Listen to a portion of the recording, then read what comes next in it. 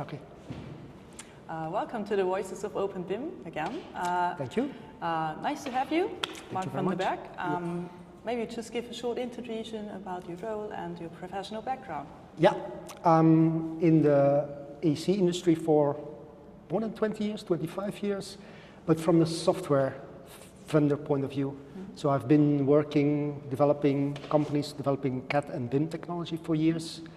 Been doing that till 2018, where we sold our previous company, and then started a bit more than 4 years ago with a new venture, being Qonic, with the idea based on our background experience to say, hey, we're now at that moment 2021, end of 2021, if we rethink or have the chance to rethink some of the technology foundations in our industry, well, can we do better? Can we develop better tools? And that's what we're doing at Qonic, so developing BIM technology based on modern technology to make it more accessible and user-friendly. Mm-hmm. That's a good one. So what do you think? How strongly is openBIM and openBIM standards already in your industry segment and on the market? How did it arrive? Or is it still ongoing in a process? Well, in a way, it's still ongoing. You still have the strong believers, and you have the people that are still, I think, a bit skeptical. Mm-hmm. But I think there is an evolution, if I may say, talking to companies from our point of view worldwide. Mm-hmm. I think there is a trend that people understand to have more freedom, and where they don't want to be locked in by software vendors. Mm-hmm. So in that sense, I see a very nice evolution into more open standards. The way when we started from scratch, developing new technology, we thought it was the best idea to fully embrace new standards, open BIM standards, because I think that's anyhow the future, and some people still need to be convinced probably, but ultimately people will realize that it's better for them, better for the industry, so why not embrace it and make sure that technology indeed can also work on these open standards to enhance collaboration in our industry. So the openBIM standards, so IFC, I think it's always a common ground for the international market. Yeah. So are there specifics for your own country? From our point of view, as a software vendor point of view, we just embrace the standards that are there, and any further standards, open standards that are brought out, well, we want to embrace them.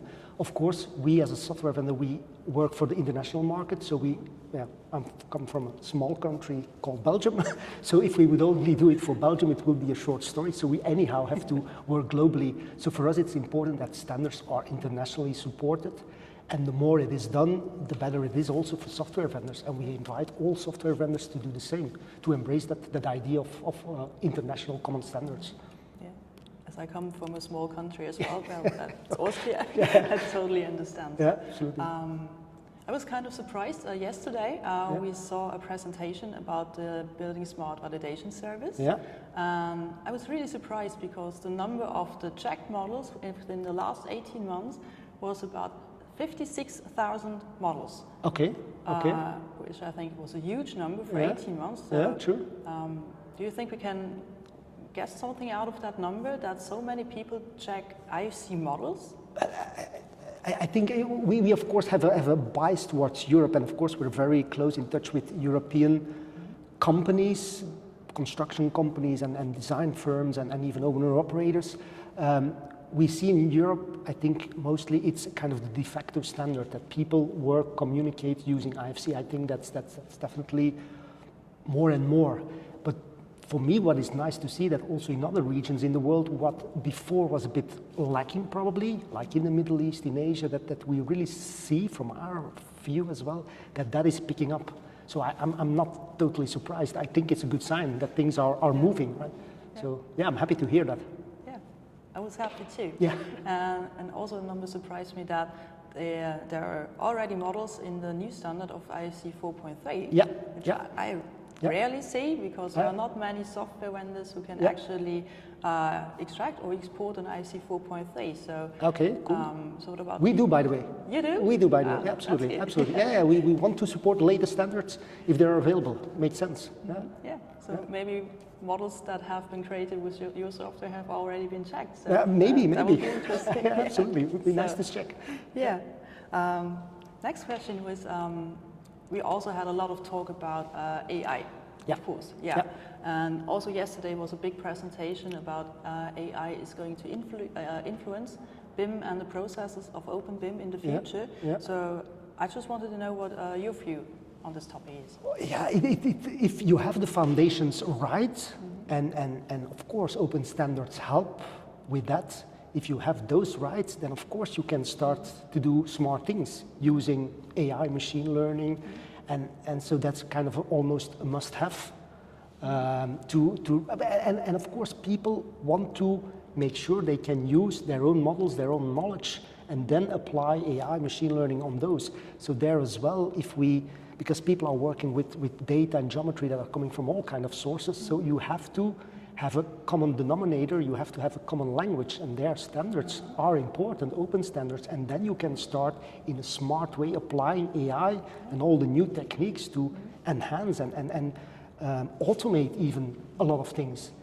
Again, from our view, it's like we always say at Qonic, we want to democratize the whole BIM process, not only for the BIM specialists, but really to open it up, and AI can help there as well, tremendously, yeah, for sure. Yeah. It's an exciting time in that sense. Yeah, it is. Yeah, definitely. So maybe last question. How do you think that the open BIM standard, especially IFC, is going to develop within the next years? How much is going to change? Does anything change? Good question. There has been a lot of initiatives, and of course we'll be following them. I'm not deeply involved, to be honest. Of course, I think there needs to be a future where IFC goes more into the granular object level ultimately. I think it's too much of a monolithic thing today. Of course, what we try to do at Qonic is to, when we get models in, we split geometry out of data, and then data we basically greatly base ourselves on the IFC schema. But having also that kind of version management, the object level, the history, the full tracking of what happened, what changed, who did change what, and so on. So that's going further into the granular level of the object level. If IFC can move in that direction as well, I think it would benefit all of us. So we are closely following things that are happening, and we have a colleague that is very active in building smart, Dieter. So there as well, we see what's happening, and we're gonna just embrace what is coming. If that doesn't happen too fast, well, we can also, from our point of view, we can also do some things to make it easier, accessible, and more object level based. So that's something to do. But any initiatives that help in that sense, would love to embrace that. Yeah, I think that's a good one, because I think we really have to work together, not only as Building Smart, but also with the vendors and with the industry, because we are all part of the same team. Absolutely, absolutely. And if you want to bring it across phases, not only for the designer or not only for the contractor, but for the whole life cycle of your built assets, then you need to have that kind of flow.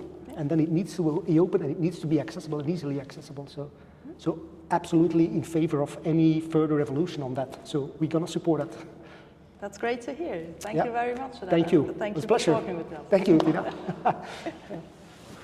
So.